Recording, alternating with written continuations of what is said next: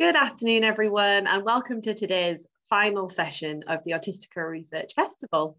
So I'm back, it's me again. I'm Alice, I'm the Corporate Partnership Officer at Autistica. And so I'm going to be hosting this final session on mental health this afternoon. But before we start, I just want to warn viewers that some of you may find some of the topics covered today triggering. Remember to take a break or reach out for support, whatever you need, if this is the case for you. Now, we know that autistic people experience far higher rates of poor mental health than the general population. In spite of this, support, services, and treatment are often inaccessible or inappropriate for autistic people, which can exacerbate the issues and their impact. These issues and potential ways to address them will be explored in presentations across this session. We have 4 lovely speakers joining us today, and you can read their bios just below this live stream, along with a PDF version of their slides, if you wish to see them in a different format. Most of our speakers will be joining us for the Q&A after the presentations, which will run at the end of the session. You can submit your questions via the Q&A system, which is just below this video, at any point during the presentation. These will be collated by my Autistica colleagues and we'll try and get to as many of your questions as we can. Some of our presenters have agreed to let us share their email addresses, so if you have any further questions, we'll put those in the Q&A system after the whole panel session has ended for you to get in touch with them. So now over to our first speaker. So I'm delighted to be able to introduce Lauren Smith. So over to you, Lauren. Hi everyone, I'm Lauren Smith, I'm 23 and was diagnosed with autism aged 12. I'm honoured to be here today to share my personal experiences of autism and mental health. I have a first class honours in special education and I'm currently studying for a master's in autism. I'm very passionate about supporting others with autism and improving the system for students with additional needs. So firstly, I just wanted to give you some context. Autism is a lifelong condition which affects the dyad of impairments. These include social communication difficulties and restricted and repetitive behaviour patterns. Additionally, autistic people can have sensory sensitivities, can experience meltdowns and shutdowns, and may have motor coordination difficulties. Some theories of autism aim to explain different aspects of the condition. So the theory of mind highlights how autistic people can struggle to read social situations and predict other people's behaviour. The central coherence theory highlights how autistic people can tend to focus on specific details and can miss the bigger picture. Executive function challenges include planning and organisation, memory, and self-regulation. It is often more important to understand the behaviours that we don't see on the surface. These can include withdrawing from social situations, avoidance, self-harm, rituals, and exhaustion. Autism should be reframed as a difference rather than a deficit. Autistic people have many strengths that can be valuable. These include being very passionate about a topic, having good attention to detail, creativity, and honesty. It is a misconception that autistic people lack empathy. In fact, we feel emotions very deeply. Autistic people have a unique view of the world and are incredibly resilient, especially as we are expected to suppress aspects of our identity daily, which can be exhausting. Mental health can affect all at any stages of life. When I am struggling, I tend to withdraw socially, my energy depletes, I become irritable, I tend to have sleep difficulties, I can shout and become more tearful, and I tend to withdraw from food. I also tend to lose interest in my hobbies and studies. It is common for autistic people to experience anxiety and depression, eating challenges, obsessive compulsive disorder, suicidal thoughts, schizophrenia, and post-traumatic stress disorder. Cassidy, 2015, believes that up to 15% of those hospitalised for suicide attempts have an autism diagnosis. In autistic people, these difficulties can be more pronounced and harder to process, express, and manage. 2/3 of autistic people also have anxiety. This is most common in males, as there is a higher prevalence of prefrontal cortex issues. It's also more common in adolescents and those who have more developed theory of mind and greater social awareness, leading to possible rumination and anxiety. Anxiety may be caused by an autistic person's increased sense of difference and awareness of their social challenges. Some triggers of anxiety in autistic people may include social interactions, difficulty in expressing emotions, sensory issues, daily living demands, and attitudes of society. Personally, changes in routine, meeting new people, not knowing what to say in conversations, and going to a new place can cause anxiety. I also find it hard when I do not know what to expect and feel out of control of a situation. For me, anxiety manifests itself in headaches and stomach aches, fatigue, sweating, and withdrawing from food. I can easily become withdrawn and prefer to stick to a routine. I tend to overplan to avoid overthinking. However, this often causes fatigue. Depression can also be the result of internalized emotions, with Hollox, 2014, reporting that 70% of autistic people experience depression. For me, depression is triggered by my difficulty in expressing emotions, deep loneliness, not feeling understood or listened to, and overdoing things in an attempt to be considered as valuable by others. This can lead to chronic exhaustion. Approximately 50% of autistic people are thought to have alexithymia, which Tony Atwood suggests is the impaired ability to identify and describe feeling states. This means that autistic people may struggle to recognise and express anxiety.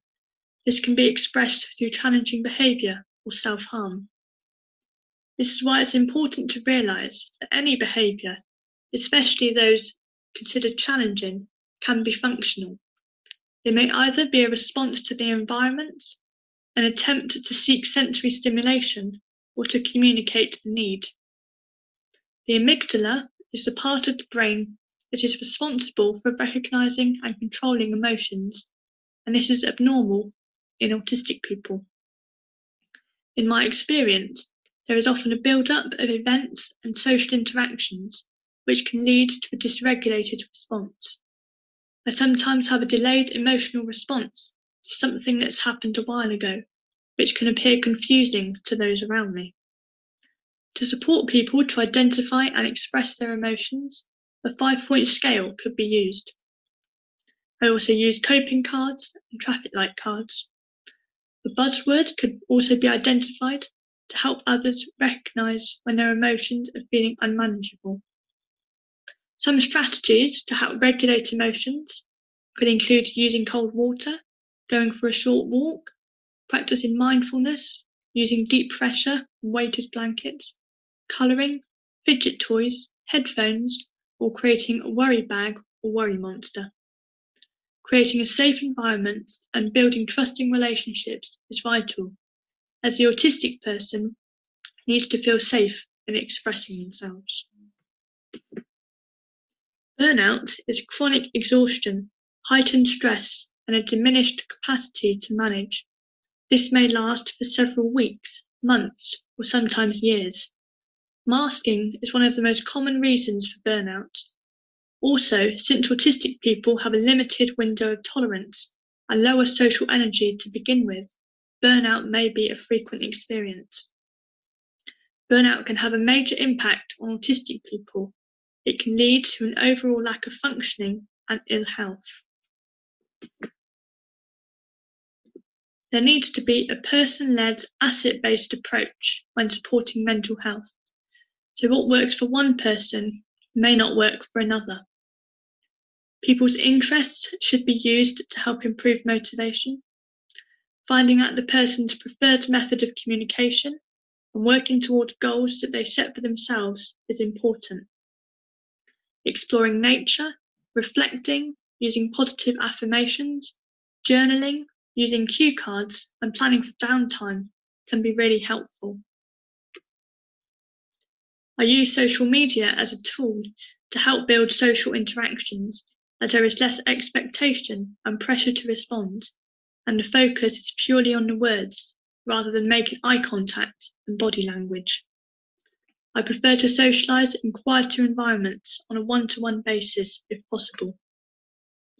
Reducing distractions in the environment may also help. I find it helpful if people are direct and specific with their communication, giving closed questions and limited choices, as I often struggle to make decisions and do things spontaneously. I think communication needs to be broken down, to say things one thing at a time, so as not to overwhelm people. Reframing negative thoughts, using traffic light cards, creating sensory boxes, mindfulness and grounding techniques can be useful. Also, using gradual exposure can be helpful. Here is an example of a self-care calendar that I've created with a number of activities that you can try. For example, starting a daily journal, practicing 10 minutes of mindfulness, trying herbal tea, playing a game, or finding a way to support a cause that's important to you. I've compiled some resources that may benefit some of you. I'll just give you a minute to jot some of these down. It's really important to understand that you're not alone in whatever challenge you may be facing. Sometimes just sharing your problem with someone can make the load feel lighter. So I have set up a different perspective, supporting autistic people and their families. I have previously worked as a mentor and supported numerous autism charities. I have delivered training in schools, universities, and at the Autism Show. I have featured on Women's Radio Station with Anna Kennedy and have featured on BBC Point West twice. I have participated in numerous fundraising efforts, raising over £3,000 for different charities. My ultimate goal is to set up my own alternative school for autistic students. Thank you for listening. I'll now hand over to the chair of this session, who will introduce the next panel presentation. I'll be able to answer any questions in the live Q&A later on. Thank you so very much, Lauren. That was an absolutely inspirational talk. And I just loved your reminder, really, that mental health can affect autistic people at any stage and any age of life. And I found the statistic that 2/3 of autistic people will experience anxiety. And I also really loved hearing about your experiences of mental health and your recommendations for support and resources, and ultimately the reminder that whatever you're going through, you aren't alone. So thank you for that. That was a really, really wonderful presentation. So we're now going to move on to a presentation from Amy van der Velden. So over to you, Amy. Thank you, Chairperson, and hi everybody. My name is Amy van der Velden, and today I'll be talking to you about my master's dissertation called Exploration into the Anxiety Experiences of Autistic Emerging Adults. You can follow along with today's agenda in the downloadable PDF of my slides. But let me start with a bit of background about me. I'm a white, English-speaking, neurotypical woman, and I grew up and studied in South Africa. After completing my master's at London South Bank University, I started working where I am now, in an adult community learning disabilities team for the NHS. And today I'm going to talk about my dissertation.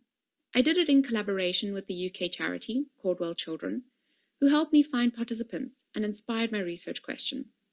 And here is my research question. What are experiences of anxiety like for emerging adults on the autism spectrum? Given that this is Autistic's research festival, I'm going to assume that most people in the audience have an everyday understanding of what autism and anxiety are, but perhaps you've never heard of emerging adulthood. Emerging adulthood is a new life stage, conceptualized in the West in the 90s to account for the fact that children were taking longer to go from adolescence to adulthood and staying home with their parents for longer than any previous generation. Emerging adulthood is roughly between the ages of 18 to 30 years old and is characterized by uncertainty, instability, and a sense of in-betweenness. So what does the literature have to say about how anxiety, autism, and emerging adulthood interact with each other? What was the context in which my study was set? Well, here is a brief summary of what I found. Firstly, because emerging adulthood is such a new concept, there isn't a lot of research about it overall, especially among marginalized populations. But what I could find was that it's estimated that 30 to 50% of autistic people experience anxiety in comparison to 3 to 13.4% of the general population. Anxiety also supposedly peaks amongst autistic people between the ages of 20 to 60.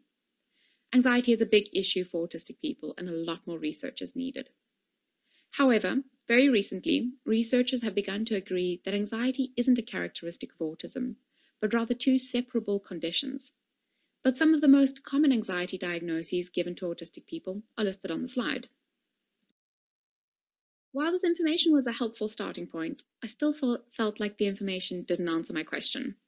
Yes, I had the theory, and yes, I had some numbers, but what was it really like to be an anxious, autistic, emerging adult?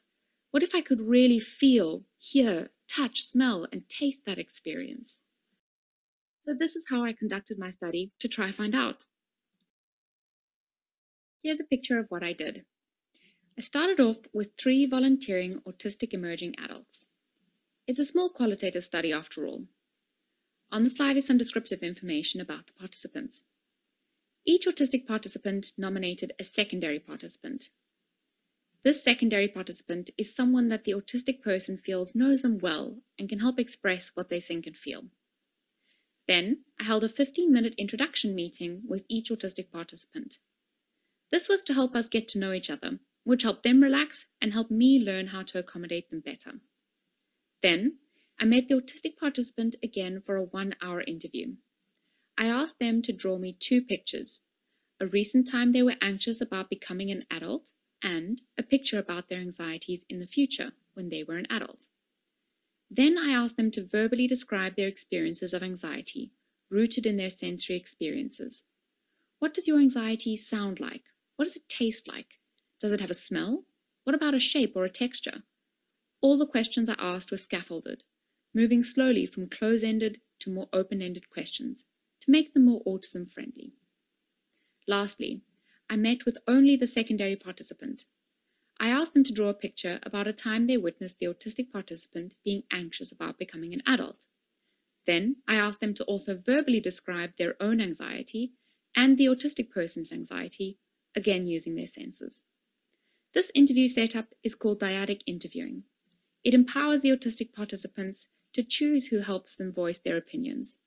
It also provides indirect support while maintaining privacy and confidentiality for all. And for fellow researchers in the room, I analyzed the raw data using Brown and Clark's thematic analysis methodology, taking a constructionist inductive approach, looking for the latent themes below the surface. You can see how I pored over the data, slowly working it from the raw material in the picture on the left to the more organized themes on the right. By now you're hopefully thinking, but what did she find? And my rhetorical challenge to you is, what did you find? These are the pictures that all the participants drew about being or seeing an anxious autistic emerging adult.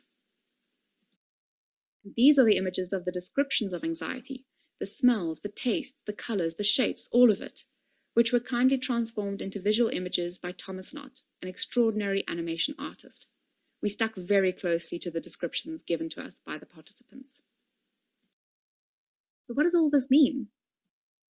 Well, I found 2 main themes with 6 sub-themes each.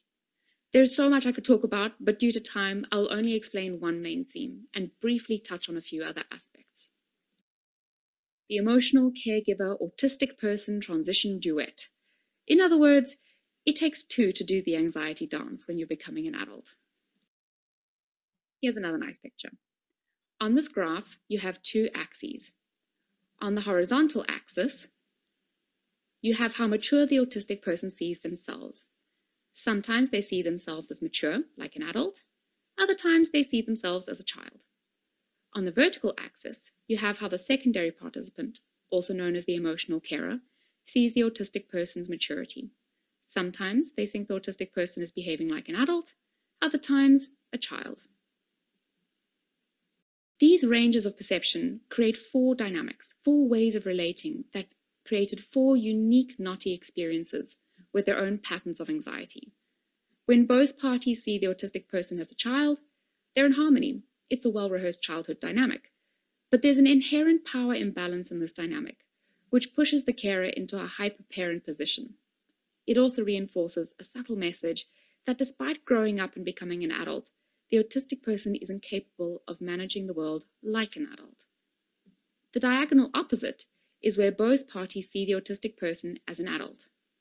The autistic person takes responsibility for themselves, their actions, and their emotions, and the carer can let go while still being comfortably supporting. The power balance here is more equal, meaning less anxiety.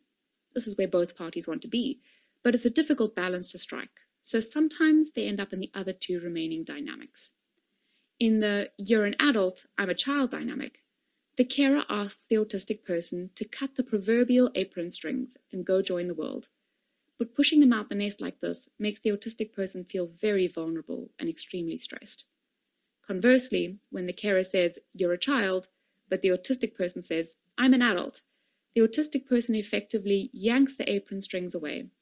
This can be a sharp shock for everyone, and especially leave the carer feeling a bit lost. This graph shows how the anxiety experience is formed through the interaction of both parties. It's not like the experience belongs to just one person. It's co-produced, like how the thread of a spider's web can connect two separate points. The experience shifts depending on how both parties behave. To take it a step further, their experience also changes based on the circumstances. When it comes to work, the carer and autistic person might be in an adult-adult dynamic, but when it comes to romantic relationships, they're perhaps in a child-child dynamic. This process as a whole is called recentering, and it can get very, dare I say, anxiety-provoking, having to constantly figure out how the dynamic is shifting. In addition to this first main finding, here are some tasters of other key findings. In spite of all that confusion we've just covered in the previous theme, it seems autistic emerging adults still want to take the plunge and head out into an uncertain world, even if that results in anxiety. There are some very real risks, such as workplace discrimination. However, these autistic emerging adults felt it was worse to be isolated from the world than to join in unsupported. Secondly, the autistic participants felt they needed to meet certain criteria to become an adult and, as they perceived it, a proper man or woman. For example, it seemed that one could meet the criteria of being an adult, but not a man, and vice versa. As for the criteria themselves, the autistic participants tended to focus primarily on material markers of adulthood. For example, getting a job, a relationship, or a home. Psychosocial markers, like being responsible, mature, and independent, were secondary to material markers. To summarize, the answer to my research question is multifaceted. Emerging adulthood is an inherently uncertain, intense, and anxiety-provoking time for both caregivers and autistic emerging adults. And this seems somewhat normal. Autistic emerging adults are anxious to meet a confusing mix of criteria, and yet, despite some very real risks, they continue to step out into the world. As with any studies, there are limitations. Namely, this is a small study firmly situated in a Western cultural context. The findings are not generalizable, but rather a launchpad for future studies. And finally, if you or someone you know is an autistic emerging adult coping with anxiety, it's key to not over-pathologize the situation. Some anxiety might even be normal. Nevertheless, it's worth taking proactive steps and talking about what it means for them to become an adult. Thank you to all the amazing participants in my study. Professor Paula Reevy, Caldwell Children, Thomas Knott, my colleagues at the NHS, Autistica, and all of you for attending this presentation. Please save any questions you may have until the end of the session, where I will happily answer them in the live Q&A. I'll now hand over to the chair to introduce our next presenter. Wow, Amy, that was absolutely incredible. I can't believe how fascinating emerging adulthood is as an area for autistic research. And I loved that you prioritised the research participants' needs as part of the study and went at their pace, as well as employing mixed visual and verbal methods so that there was inclusive pathways for everyone to be involved. And as a layperson, I have to say, I found that presentation to be very inclusive. I felt I really understood the research well. I especially liked your line, it takes two to do the anxiety dance when you're an adult, and found that as a really useful explanation for the interplay of the child and adult perceptions and dynamic of maturity. So thank you, Amy, that was phenomenal. Really feel like we all learned a lot there. So we'll now move on to another wonderful presentation, this time from Rachel Moseley. Over to you, Rachel. Hi there, I'm Rachel Moseley and I'm a principal academic at Bournemouth University. This talk focuses on a study by myself and my colleagues, exploring pathways to suicide ideation and attempts in autistic adults. We want to start by remembering all of those who have died by suicide and all of those who have lost loved ones. Our immense gratitude goes to each and every one of our participants who gave their time and emotional energy to help us understand this very important topic.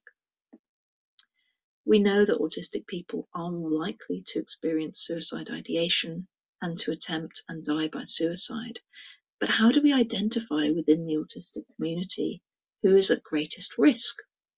In order to do so and to identify when they need help and how we should help them, we really need to understand what makes some people want to end their own lives and what makes them able to carry out that desire.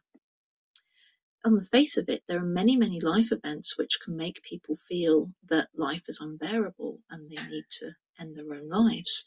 But the problem is that none of these things are reliable predictors of what will make a person feel suicidal, so they don't really help us get any closer to identifying individuals at risk. This is where psychological theory may be able to help. The dominant theory of suicidal behaviour, the interpersonal theory of suicide, or ITS for short, suggests that these kind of life events all share something in common. They tend to make people feel a particular way, and it might be that these feelings are associated with suicide ideation, i.e. the desire to end your own life. The theory highlights two particular feelings. The first is perceived burdensomeness, basically where a person believes that they are a liability, other people would be better off without them, and that they're worthless. And you can see that this feeling might arise from many different life events. The second is called thwarted belongingness, basically a state of social disconnection and loneliness where people feel they have no one to turn to and no one who needs them either. And again, you can see how this state could arise from any of these life events. Sometimes life events will provoke both of these feelings, and the theory suggests that this would give rise to the strongest feelings of suicide ideation. However, there's a very other important third aspect to the theory. The ITS points out that humans are born with an innate fear of pain and death. From an evolutionary perspective, these fears are crucial for our survival. However, there are scenarios where when we come into contact with death often, we think about it a lot, we lose our fear of it. In psychology, we call this habituating to something or developing tolerance for it. Basically, it no longer produces an emotional response in you. In the same way, if we frequently experience pain, we can become habituated to it and lose our fear of it. We can even develop heightened tolerance for pain when we do encounter it, so that we can hurt ourselves and continue doing so even when it's very painful. When a person becomes less frightened of death and of pain, the ITS suggests they have acquired the capability for suicide. They're no longer protected by these evolutionary drives to avoid fear and pain and death. They can they're capable of lethally harming themselves. And people can acquire this capability for suicide in different ways. For instance, if they work in professions where they are exposed to death and injury a lot, such as the armed forces or emergency services. If they engage in self-harm, they can develop tolerance for pain.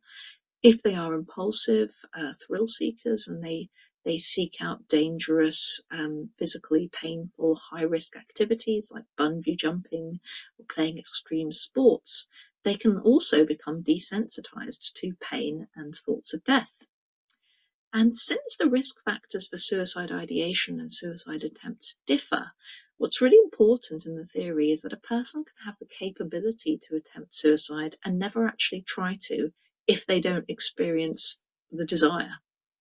In the same way, someone might want to end their own life but not act on that desire if they have not acquired this capability. The theory suggests that for someone to attempt to end their life, they need to have the desire to do so and the ability to act on that desire, such that it's the interaction of these three states that predicts lethal suicide attempts. In the general population, the ITS has been very helpful for helping us to identify crisis points and design interventions, but we don't know if its predictions are valid in autistic people. This is what we set out to test here. We looked to see whether thwarted belongingness and perceived burdensomeness were significant predictors of suicide ideation, and whether acquired capability for suicide could predict suicide attempts. We also wanted to see if predictions from the ITS could explain the heightened suicide risk associated with particular characteristics within the autistic community, for instance, having co-occurring ADHD, or being single or not in a romantic relationship. We asked 314 autistic adults to complete our online survey. The majority were cisgender women, but we also had some cisgender men, non-binary and trans participants, and the majority were white British, most diagnosed as adults. And the survey they completed asked about their mental health now and their experiences with suicidality. And they also completed measures of acquired capability, thwarted belongingness, perceived burdensomeness, and depression and anxiety, which we controlled for in our analyses or treated as additional variables. So what did we find? First off, suicide ideation was horribly common in our sample. 74% of individuals reported some degree of suicide ideation in the past year. And while the ITS suggests that burdensomeness and thwarted belongingness are both important for suicide ideation, we actually found only burdensomeness was a significant predictor of suicide ideation, and the interaction of both states didn't explain any additional variance. Almost half of our sample had attempted suicide at least once, and a surprising finding here was that burdensomeness was a strong predictor of lifetime and past years' suicide attempts. This factor has traditionally been associated with suicide ideation, but this study corroborates one previous study in autistic people, suggesting that the trajectory of suicide ideation to attempts might differ in autistic people, such that burdensomeness may be enough in itself to facilitate this transition. We also found that reduced fear of death, an aspect of acquired capability for suicide, was also predictive of lifetime and past years' suicide attempts. Pain tolerance, another facet of acquired capability, was not associated with suicide attempts. We then looked to see if ITS constructs could explain, mediate, the heightened risk associated with particular characteristics. So participants who are single were more likely to report high levels of depression and burdensomeness, and through this they had higher levels of past year suicide ideation and greater likelihood of past year suicide attempts. Similarly, participants with co-occurring ADHD were at higher risk of suicide ideation because of their higher scores in depression and burdensomeness, which also mediated greater likelihood of more numerous suicide attempts. Our study has a number of limitations, and first and foremost, although the ITS highlights certain states as risk factors or predictors of suicide. We couldn't be sure in our study that these states actually preceded suicide ideation and attempts in our sample, since we took all of our measurements at a single point in time.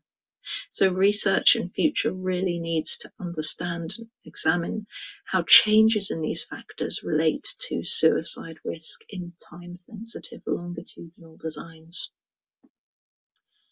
It's very possible that we didn't observe relationships between suicidality and risk factors like pain tolerance and thwarted belongingness because we failed to capture these states accurately with our normative questionnaires.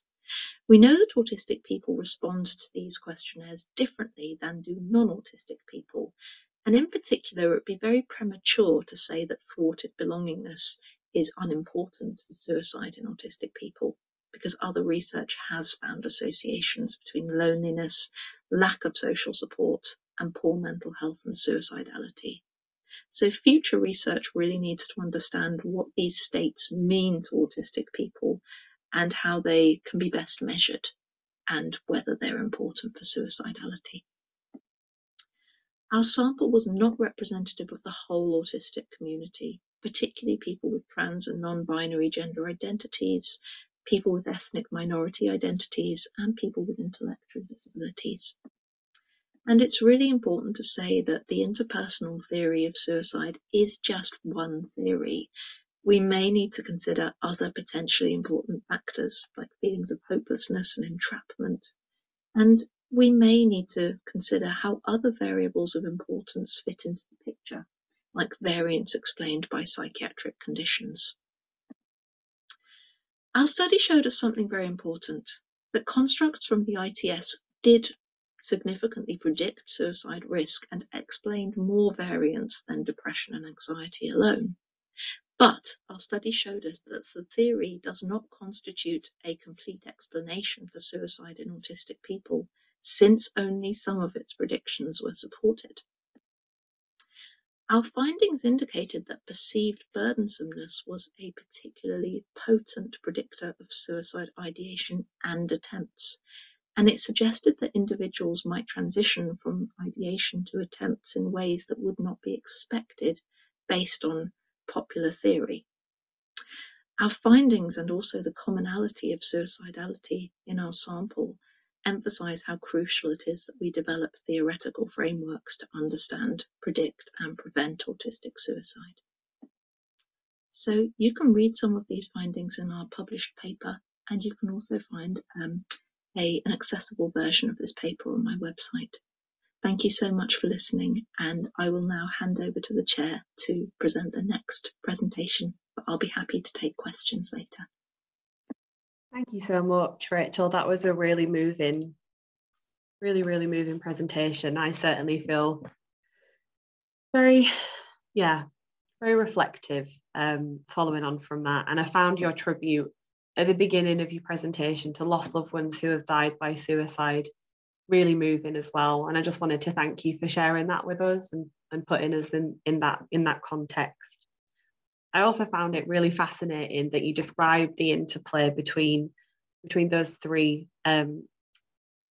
defining qualities. So the perceived burdenness, the thwarted belongingness, and then the acquired capability for suicide, but also that those theories aren't wholly fit for autistic people potentially.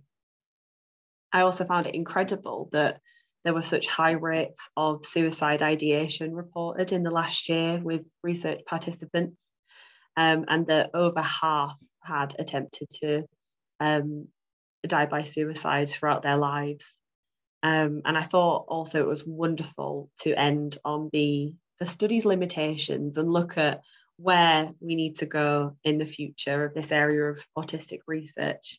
So thank you very much for sharing that. It's really, really important to hear. So we'll now move on to the final presentation of this afternoon's session. So over to you, Samantha Friedman. My name is Samantha Friedman, and I'm finishing my PhD at the University of Cambridge in the Center for Family Research. I research the use of nature and nature-based learning techniques to support well-being in autistic people, and today I'm going to present one of my PhD studies. is a qualitative survey study of autistic adults living in the UK about their experiences in nature both in childhood and in adulthood. It's entitled, It Helps Make the Fuzzy Go Away, Autistic Adults' Reflections Upon Nature's Impact on Wellbeing. I'll first talk briefly about what we know about how nature impacts well-being, as well as what we know about nature and autistic people. I'll then describe the study and present the thematic findings, and then discuss what the findings might mean and talk about the implications and next steps. So we know that nature has beneficial impacts on well-being, and in particular, time in nature is associated with reductions in stress, higher self-reported well-being, and even physiological benefits like lower cortisol. This may be explained by stress reduction theory, created by Ulrich and colleagues in the early 90s, which suggests that exposure to natural stimuli, including natural visuals, can help with quicker recovery from stress. There are many anecdotal examples of autistic people who feel a particular passion for or connection with nature, including really high-profile individuals like Greta Thunberg, Dara McAnulty, and Chris Packham. And there's also lots of autistic people in spaces like Twitter and Discord describing their experiences in nature and their passions and interests in nature. But thus far, there's been very little formal research. In 2021, Taylor et al. Published a study that suggested that autistic traits were associated with the likelihood of engaging in fewer pro-environmental behaviors. But we're not sure what this tells us, as there's doubts over the use of autistic traits as a proxy to talk about autistic people. And so this points towards the need to ask autistic people directly about their experiences. Additionally, other existing research, including some of my own, tends to focus on children and specifically their experiences in nature-based learning, things like forest school and other nature experiences that happen at school. And some of this research has deficit framing, as in the authors point towards reductions in autistic symptomology as a desirable outcome. And I'm uncomfortable with this, as I don't think that nature should be used as a way to make autistic people less autistic, but rather as a way to encourage autistic people to flourish. And so we need more research, and that brings us to this study. This was a qualitative survey study of 127 autistic adults in the UK. I recruited through the Autistica newsletter, through Twitter, and through an autistic self-advocacy organization.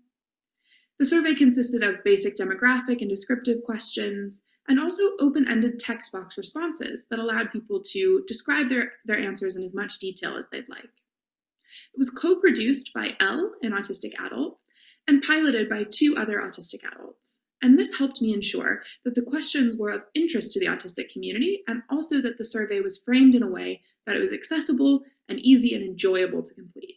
I'm so grateful to the help of the autistic individuals who helped me create this survey, and of course they were paid for their time.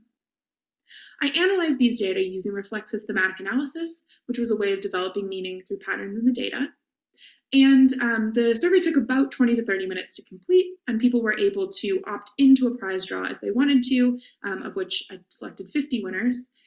And also they were able to include their email address for a potential future interview study if they were keen to do so. So I developed 3 themes, and I'll bring you through each of them. Important to note that I do realize there's a lot of text on the next few slides, and I will read it aloud, so hopefully that makes it a bit easier. So theme 1 was nature to escape, and this captured the idea that some people use nature to get away, particularly from other people. This was true in childhood, and mostly they were trying to escape from family or peers who were bullying them, and in adulthood from strangers or from kind of forced social interaction. So this woman from England said, "My mother would often take us to natural or historic places, her own interests, but I particularly liked the freedom of being out and about in those different days and away from my family where I was a tolerated outsider." And in adulthood, people use nature to escape from stress and gain perspective. This non-binary person from Northern Ireland said, "It's calming and gives me things to focus on, because when I'm trying to get the perfect photograph of something, I focus on it and not things I'm worried about. Also, there's something about the fact that we are part of nature, yet it fundamentally doesn't care about us, that can give perspective. It's something bigger and more lasting than I am." And I think this really gets at the idea that nature can benefit well-being by providing an escape from stress, whether that's work stress or during the pandemic, life stress from being in a crowded house, and provide perspective in the fact that we're amongst systems that might not care about us, but we need to care about them. Conversely, demonstrating how nature can suit a variety of different needs, people also use nature as a way to connect with others. And this was sometimes to connect more easily over shared interests, or so that they could have an activity to focus on that wasn't predicated on, normative behaviors, and they didn't have to think about things like eye contact and body language. This woman from England said, "I enjoyed the few occasions when friends who didn't live locally came over to go out in the forest. When we lived in the village and run around, play games, explore. I think as an older child, being in nature is greatly enhanced by friends, even one or two. This is my autistic children's experience too, and they learn more with friends to discuss things with." So the idea that nature can be a space to be with other people, and often participants noted that this was a space to connect with their family through holidays in natural places or through viewing natural spaces. Somewhat obviously, nature was also used as a place to connect with nature, and people appreciated being able to connect with the spaces around them that they spent time in and had fond memories of. So this person from England said, "I spent a lot of time outside as a child, especially with my family. We would and still do go for walks in the countryside, and I have a strong connection to many natural places around my home as a result." And perhaps that nature was a place people could attune to their various needs of connecting or escaping, because it was a place that lacked judgment. This woman from England said, "I feel at home in nature and connected. When you feel connected, you understand that you're part of the planet and that everything is connected no matter how big or small. Being autistic isn't an issue when I'm in nature because I fit in just the way I am. Nature doesn't judge or try to make you change. Nature is accepting, and that feels very calming and peaceful." So natural spaces were spaces where autistic people could be genuinely themselves and not have to worry about masking or acting in a certain way. It was just a come as you are situation. But unfortunately, just because nature doesn't judge doesn't mean people don't. And so even in nature, there were negative experiences. These seem to really be fueled by misunderstandings about autism and a lack of acceptance from peers. And these misunderstandings really hindered nature experiences. This woman from England said, "I was part of brownies and guides, but I was bullied relentlessly. And even though I attended those groups, I would spend every group session by myself away from all the other kids." Unfortunately, this was a pretty common experience that people reported about groups like guides and scouts. Being bullied, being left out, feeling really, ostracized in these groups. And also several people noted that some of the group leaders really misunderstood autism and didn't allow autistic kids to be themselves or to do things like stim or to bring comfort objects. And so that really created negative experiences and sometimes drove people away from nature. So what does this all mean? Well, there seem to be some connections to stress reduction theory. And of course, this survey didn't use physiological measures to understand how cortisol might drop or that kind of thing. But it does seem like the basic premise of time in nature resulting in a reduction in stress and recovery from stress seems to be true in the autistic people who participated here.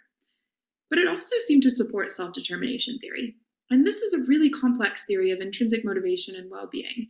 It essentially comes down to that there are three basic needs that need to be supported, universal needs, and those are autonomy, competence, and relatedness. And when those needs are supported, people are able to flourish psychologically and experience well-being.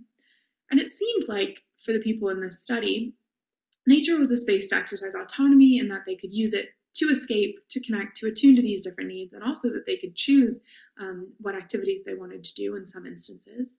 And the relatedness really comes across in that nature to connect theme. So people experience belonging either with family or with groups, but also belonging in a space in nature itself. And competence was evident in the description of people talking about the skills that they were doing outside, whether that was photography, bird watching, bird identifying, all sorts of things, but also in the fact that attuning to your own needs, I think, really is a competence. And so that was evident as well. So clearly nature can meet a variety of needs. And for some people, when it was a particular topic of interest or passion, it supported well-being in that way as well. Importantly, family and peers seem to really either facilitate nature experiences or hinder them and cause negative experiences. So that's something to keep in mind. And I wasn't able to illuminate it here, but the COVID pandemic really impacted relationships with nature for many. I was able to kind of tease out the findings about COVID. And it seems that people connected to and escaped from things in their lives through nature in similar ways and also in different ways. And I hope to maybe explore that more fully in a future paper. It's also important to note, though, that even in this sample, which was likely biased by self-selection, and so you would think probably more likely to represent the views of people who love nature, there were people for whom nature had a significant negative impact on their mental health. So nature isn't for everyone, just as neurotypical people and otherwise neurodivergent people have a variety of needs and ways of meeting those needs. The same is true for autistic people. So the implications here are that perhaps autistic people, their families, carers, and practitioners may want to consider nature as a cost-effective option to promote well-being for some autistic people. And doctors and psychologists could consider nature for social prescribing. And there's really important work being done about that by Charlotte Featherstone. Additionally, based on the reflections that some people had of their childhood experiences, outdoor group leaders, such as those volunteers and guides and scouts, must have an updated knowledge of autism, and ideally that will be informed by autistic people. And finally, councils and policymakers should consult with autistic people about designing green spaces and community outdoor spaces that meet their needs. So as I mentioned earlier, participants had an opportunity to opt into a potential future interview study. And so I hope to carry out that study and interview some of the adults who replied to the survey in order to better understand their experiences in more depth. But I also think there's a lot of potential to use creative methods like photographs or maybe analyzing tweets about nature, a variety of different ways to capture autistic voices on this subject. Thank you so much for your interest and for your attention. Please feel free to email me or to find me on Twitter. I'll now pass back to the chair of the session who will introduce the next panel presentation, but I really look forward to answering your questions at the end of the session during the live Q&A. Thank you, Samantha. That was phenomenal. What a brilliant way to round out today's presentations. Also potentially one of the best titles of the festival so far. It helps the fuzzy go away. Love that. I really enjoyed that you focused on the fact that nature shouldn't be used as a tool to make autistic people less autistic, but to help them flourish. I think that's such an important grounding message. And loved as well your examination of the different themes, particularly in terms of nature as an escape, be that for people, from stress, and then also looking at how it can be an enabler for connection as well, with both others and nature itself. And then finally, the fact that nature doesn't judge, but people do, and how we can potentially mitigate those judgments by the training of outdoor personnel and staff. And I loved that nature can genuinely allow autistic people to be authentically themselves. And also great to acknowledge that nature isn't for everyone. I'm really looking forward to your potential interview study for autistic adults, and hopefully your ability to explore those creative avenues as well for future study. So yeah, thank you once again, Samantha. That was just wonderful. So we now move on to the Q&A section of today's session. So our lovely speakers are now going to be joining us. Here we are, all looking absolutely glorious. How are we all doing on this fine summer's day? Thumbs up, nods, glad to hear it. That is wonderful. So we won't be joined by Lauren this afternoon. She couldn't be with us today. But we are joined by Amy, Samantha and Rachel. So we've had some wonderful questions flooding in for all of you. So I will go now to take a look at them. So first question is for you, Amy. So do you have any recommendations for carers on how to manage the co-production of anxiety? And did this come up with the people that you worked with? Yes, so with that question, the first thing I wanted to say was that it wasn't something that I expected to really find in my data. So I didn't actually ask questions directly about that to the carers or to the autistic participants. But some of the recommendations I can say, keeping in mind that this was a limited study, it's a small study, is firstly, I would think that it's really important to think about what it means for each person, their definition of what it means to be an adult, because that seems to be at the core of a lot of the friction between that jumping around in that graph, right? What kind of actions or behaviors or tasks do you each consider to be an adult? For example, having a job was a really common one.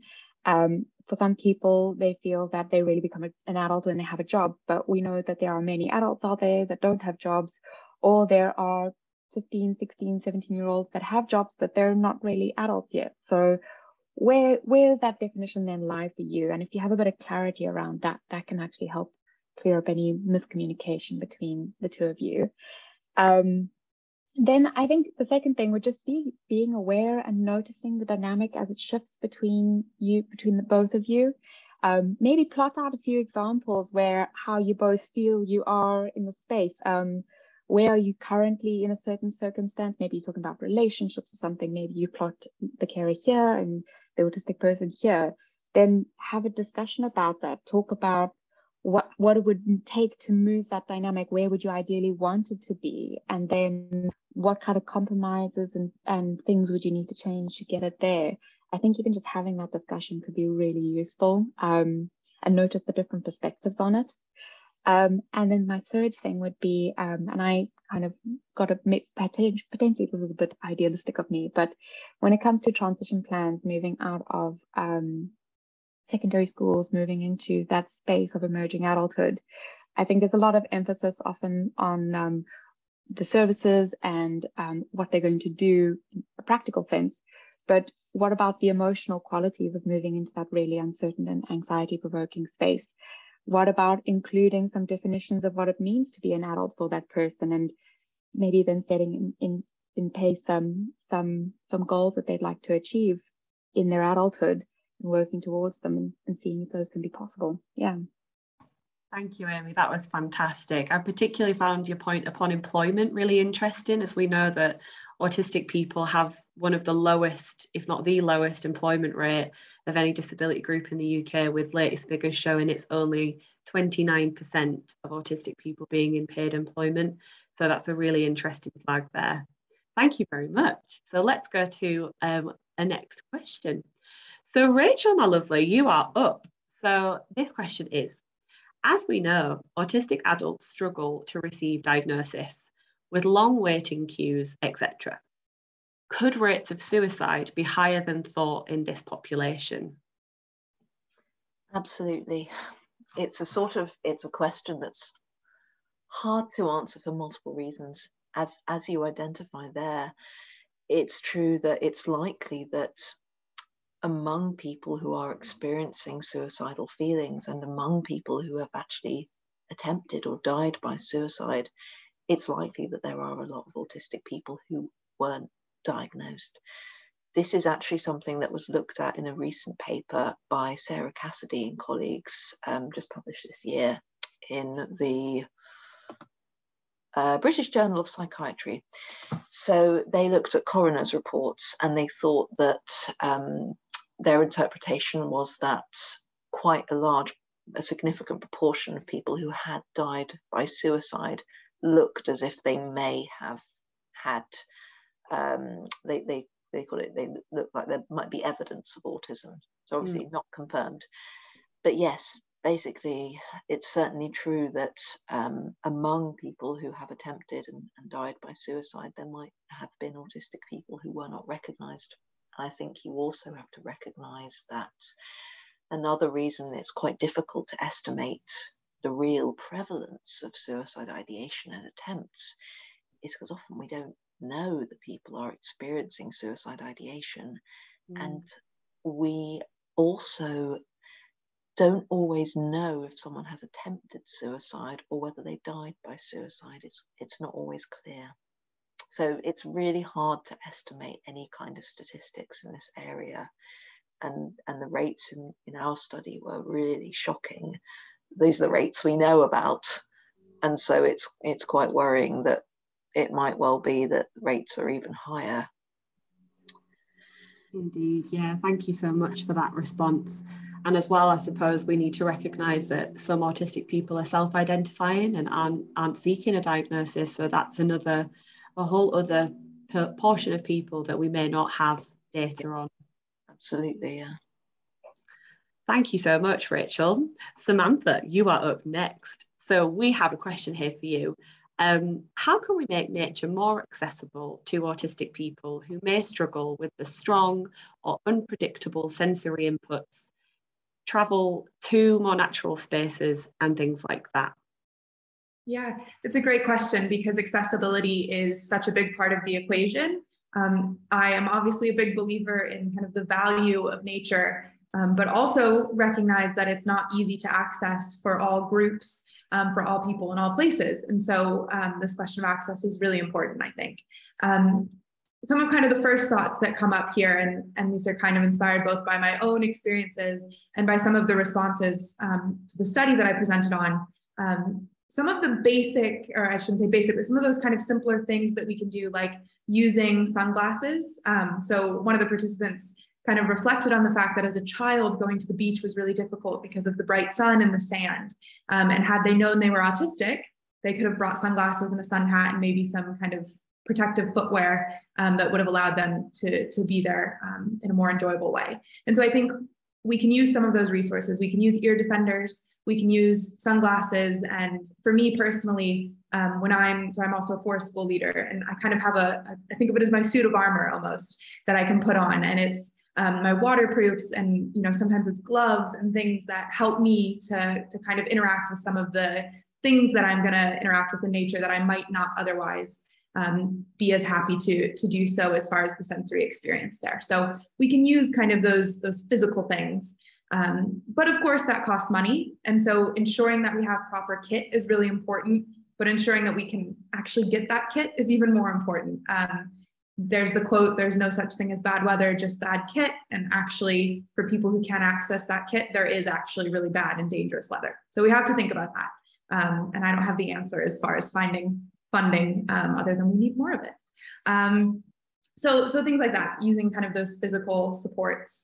I also would say that I'm a big believer, and I get some pushback on this from other people in the space, but I really think that technology works well with nature.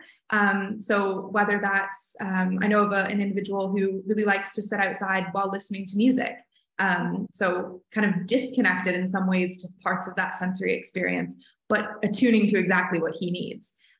Or you can engage with nature through documentaries, through Spotify playlists, through all of these different ways, through social media, through photos, all of these things, and all of those are valid. So I think expanding how we define engagement and connection to nature increases access as well. And then more practically, kind of designing those green spaces that maybe, we would need to consult with autistic people to see exactly what would be best for them. But I know one participant in my study suggested swings that adults could fit in because they really like the sensory experience of that. And I think that's a wonderful idea.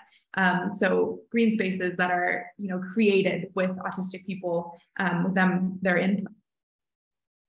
That's amazing. Thank you so much for that, Samantha. I love the idea of designing with autistic people in mind. I certainly remember how fun swings were as a child. So there's definitely a potential there. So we now have a question for the whole panel. So considering your research and work, what are your thoughts on how mainstream mental health support services, including community and primary care, are set up for autistic people? As the reality can be that autism-specific services are not currently available. So, Amy, if we could hear from you first, that would be wonderful. Yeah, so I guess I'm drawing my experience here from a few different places. Firstly, that I actually also used to work in recruitment for a bit. So when I think in that space, I think it's definitely not set up for autism-specific needs. And that's having looked at it from the inside. But then working in a learning disability space now in the NHS, I would say that service is actually set up for autism needs. However, having been in this space, I can see how by catering for learning disabilities needs, not only do you cater for learning disabilities and often for autism as well along in that population, you're also catering for just about every other need as well. I feel like services could actually be tackling a whole bunch of different accommodation needs if they made it easier for everyone. I mean, I remember looking at some material that was made accessible, autistic friendly, and I thought, oh my gosh, I would actually like to receive this material. I don't want to have to read through the really complicated document. So I think that actually by tackling this and making it accessible, not just for autism or learning disabilities or any other kind of accommodation, if we made it accessible for everybody, you'd be dealing with everyone's needs at once. So yeah, there's a long way to go. For sure. Yeah, thank you so much, Amy. Rachel, if we could hear from you next, that'd be fab. Sure. This is such a great question, and I think the answer is, as I think the question says, these mainstream services are not set up for autistic people, is the plain truth of it. There might be accommodations made in some, if you're lucky, but they are accommodations coming from a service which is set up to serve the majority, and an autistic person will be coming there as a minority. One thing that really came out in my study, and I want to make a point of saying, is that a lot of autistic people in this study, and actually in a few others that I've done, have talked about how traumatic their experiences in the mental health mainstream sector has been. I'm thinking, for instance, someone who's had hideous experiences in the eating disorder sector, mainstream services. And a lot of people who've just said to me that when they need help for their mental health, they go to mental health services. The services say, oh, you're autistic, you've got to go to the autism service. And they go to the autism service, and the autism service say, oh, but this is mental health, you need to go back. And so people are finding, I'm hearing this so much, I think that quite often mental health professionals don't necessarily have the training to know how to support autistic people, but there doesn't seem to be an investment in training mental health professionals to work with neurodivergent people in general, and that is such an area of crucial need. Absolutely. Thank you, Rachel. And Samantha, over to you, please. Yeah, I don't have too much to add because Rachel and Amy gave fantastic responses, but I agree completely that obviously things as they aren't acceptable, or there needs to be a lot of progress. And so kind of at least focusing in on my little area with nature, I mentioned in the presentation about social prescribing. And I think that, this idea of green social prescribing is something that the NHS has started to kind of roll out more generally, not autism specific. But I do think it's one small way of supporting autistic people in a way of saying, we will support you as you are to be more yourself, rather than here's a service to change or alter something. And so I would love to see that be amongst other social prescribing. It doesn't just have to be nature or outdoor related things, but that is one facet of support. And like I said, Charlotte Featherstone is doing wonderful work there. So it's not my kind of specific area. But yeah, that's kind of my thoughts on that. Thank you very much. Yeah, Charlotte's doing some wonderful things. So that's brilliant. So we've got time for one more question each for our wonderful panel today. So let me just see what has come up for you, Amy. Okay, fabulous. So does emerging adulthood vary depending on if the person is male, female, or non-binary? Yeah, it's a good question. So I think the first thing to say there is that because emerging adulthood is really such a new concept, there is really little information about that, like literature-wise. So I didn't find anything particularly about that, but I think that there probably is potentially some work underway around that. However, what I think could help give some background to that question, which could give you an idea of maybe where I would think it would be, is that if you look a little bit further back in the history around what it meant for a man in the traditional sense of the gender group and a woman to become an adult, There used to be a theory called the Big Five, I think it was the Big Five social theory, where they listed 5 milestones about what it meant to be an adult. So getting a job, finishing school, getting married, having children, and there was one more that I can't remember. But back then it was considered that it was more important for women to reach certain milestones than for men, and vice versa. So men needed to get jobs and finish school, and women needed to have children and get married. And that was their definition of what it meant to be considered an adult. However, over time, those traditional paths, it's kind of skewed a bit, where women's path has kind of incorporated some of what that was traditionally considered the definition of adultness for a man. So now a lot of women have ended up saying that I'm a woman and I'm an adult woman because I now also have a job or I finished school. To add further confusion and obviously variance and all of it to the mixture, is that as time has then progressed further, and we've added things like emerging adulthood, and the climate has changed, and more awareness around gender and gender variance, and more awareness about neurodiversity, and all of those things have started to mix with each other. I think it means that today the definition of whether you are a man or a woman or whatever your gender is, or whether you are an adult or not an adult, is a really highly personal definition. And it's very vague, which means that it's very anxiety provoking. Yeah, absolutely. Thank you. That was a really lovely and in-depth examination. So Rachel, we've had another wonderful question for yourself, and this is from Sarah. So could there be a link between suicidality and autism and difficulties in childhood, in how a child learns to self-regulate based on difficulties due to autism, in learning co-regulation skills with their primary caregivers, and which could lead to emotion regulation and distress tolerance challenges? Absolutely. In a word, absolutely. Emotion regulation and difficulties with this are such a feature of mental ill health in autistic people.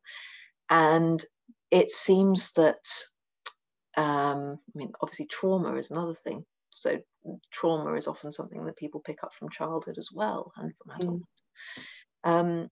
But if you struggle to regulate your emotions, this is associated with suicidality in a few different ways.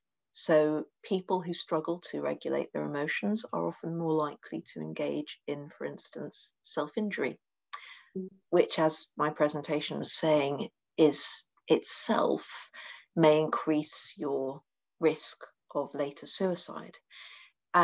And suicide itself can also, in some way, it can function as a distress tolerance reduction technique in a horrible way, and also as a way to, when all your other emotion regulation strategies are not working and you can't tolerate the distress of the present moment, you're absolutely correct. There is a link there. And it's emotion regulation and difficulties identifying your emotions seem to be so central for so many of the difficulties that autistic adults face. And there's certainly a very significant factor in suicide as well. Yeah. Thank you. Really appreciate that response. And last but by no means least, Samantha, we have another question for yourself. And this is from Anne-Marie Gregory. And she says, and they say, I don't want to assume your gender there, Anne-Marie. Apologies for that. So they say, wow, Samantha's presentation is so interesting. I'll definitely connect on Twitter. One question, how do you define nature? You mentioned green urban spaces and had a photo of a field of sunflowers. Do you mean green and blue spaces? A really good question. The pictures I should have mentioned, because we know that looking at visual stimuli of nature, there's some benefits to that. So I tend to, when I give presentations, include some of my favorite nature photos that I've taken. So those have nothing to do with kind of anything with the study. I like to look at them. But it is a really good point about the kind of how we define these terms. And this is a really big problem in the field of ecopsychology more generally. There's a real lack of operationalized definitions. There's even a lack of consensus over if green space is 1 or 2 words. So clearly at a pretty fundamental level, we've got some things that we need to work out. But for this reason, in the survey, the wonderful Autistic co-production partner that I worked with suggested putting a page that has, here's what we mean by this language, which I didn't think of that, and I'm so grateful that Elle did. And so how we described it, I have it up here. We said, for this survey, nature is defined as anything in the physical world, including outdoor green spaces, animals, other landscape features like mountains and rivers, and plants. So we were really broad and we wanted to encompass everything because I didn't want to kind of set up any preconceptions about what we were looking for, which would potentially exclude people's experiences if they didn't fit into that exact definition. So we did mean green and blue spaces. We meant anything that a person could think of as nature was valid, which is perhaps a maybe frustrating response because it's not very clear cut. But the intention there was to be as inclusive as possible of people's experiences with the knowledge that everyone has access to very different types of nature. And then we also went on and did kind of like, here's what it means to spend time or be in nature, and these types of things. So yeah, hopefully it was clear to the survey respondents from that. Thank you very much. Yeah, that's brilliant. And it's, yeah, good to know that sometimes there just isn't a clear-cut answer. We need to work towards that in the field together. So that's wonderful. Right, let me just see where we're at. So that is it. That's all we've got time for today for our Q&A. So I just want to say thank you to our absolutely phenomenal speakers, Amy, Samantha and Rachel. You've been all absolute delights. Thank you so much for sharing your insights and your research and your wisdom. We really, really appreciate you being here today. Thank you also to the audience for watching and engaging with your brilliant questions. We're going to be adding our speakers' email addresses into the Q&A system now, if you would like to ask them any questions. So that's it for us for the day. Tomorrow will be the final day of Austica's Research Festival, which I cannot quite believe. We're already nearly at Friday. So we'll be talking about education and employment tomorrow. So join us from 10 a.m. for the keynote. In the meantime, have a wonderful afternoon. Enjoy the sunshine if you can. And hopefully we'll see you tomorrow. Thank you so much, everyone. Bye.